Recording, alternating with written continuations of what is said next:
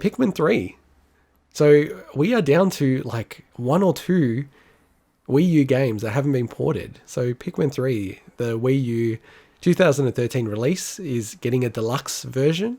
So it's going to contain everything and all of the mission and side mission DLC that came with Pikmin 3. And as what Nintendo often does, they add a few additional things to the games that they re-release, especially from the Wii U port era that they've been doing to Switch. So that includes some control features, difficulty settings, and and I find this really hard to say, but a Piklopedia. Is that the way you'd say it? Yeah, Piklopedia. I Yeah. think that's super easy to say. I don't know why you have Okay. trouble with it. I had trouble with Sorry that I'm a Suicide person. Squad for some reason, but Yeah, Piklopedia is true. no problem. I love that smash cut of you struggling to say Suicide Squad and then having a go at me with Piklopedia. Hey, at least I Yeah. admitted to it. But yeah, like, look, like, let's be real, and we will cover the numbers of how many Switch consoles have been sold, but the Wii U didn't sell well. Like, I bought one after getting a Switch from memory. And, it's a really cool console, but it does, to me, feel like a bit of a prototype of what the Switch ended up becoming. But there's so many great games on it.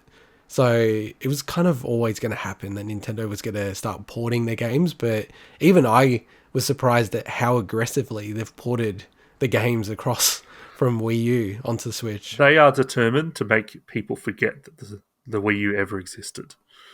Yeah, it really is going down that Virtual Boy way, isn't it? Where Hmm. it feels like they don't even like to mention it. And I liked the Wii U. While I didn't hate the control, it was so clunky in design, but it was fine. Like I used to enjoy, just hopping into bed and using it and playing Super Metroid on it. Now the Switch does that fine as well. Even though I will say the actual controls that were on the Wii U controller were much better than the controls that were on the Switch Joy Cons, in my opinion. Just the Oh, fact like the that default oh ones? yeah, the fact Oh, yeah yeah, the definitely. it had a proper D pad and everything. Yeah, So definitely. it was just the actual thing itself was a lot bigger, and obviously the screen was nowhere near as good as the Switch screen. But I'm I'm a little torn about this because I think this is great. The Pikmin series is beloved. I remember when I first played Pikmin, I owned the first two on the GameCube, and I was very put off by the design, the timing. You had certain amount of days to achieve what you need to do in the first Pikmin, and I believe they changed that in the second one, but then they brought some timed aspects back in the third one again. Mm. I kind of Pikmin games to me seem like they would be better with no kind of urgency whatsoever. But I understand it's built into design. It's kind of like the way I feel about the Dead Rising games that have the timers as well.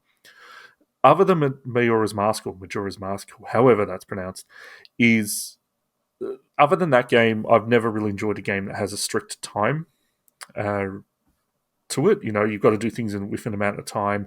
So this looks good, but I think that will always put me off a bit if there's any aspect to that. But I think you can do some stuff to mitigate that a bit in Pikmin 3, I believe. So. And it's funny you say about the time thing because I don't like it either. Like, I don't like. I didn't like it in Majora's Mask, the time element. Like, and I think it's also because when I look at the website howlongtobeat.com, the one where it lists how Mm. long games are and how quickly people have beaten them, not from really necessarily a speedrunning perspective, but more completion and stuff like that.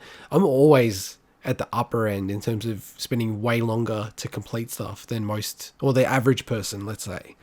So I don't know. I think for me, the way I play games, I like to just explore and go do my own thing.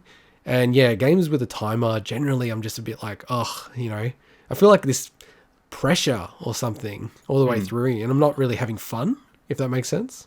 Yeah, but for anyone that never played Pikmin 3 but played the original ones, apparently they did make a lot of changes, not so much in the deluxe one, just in the original Pikmin 3 to the way that things work and really made it have much more depth in how you use the Pikmin for combat and things like that. So if you enjoyed any of the first two and never got around the third one, it sounds like it was actually a brilliant game. So yeah. Mm, no, definitely.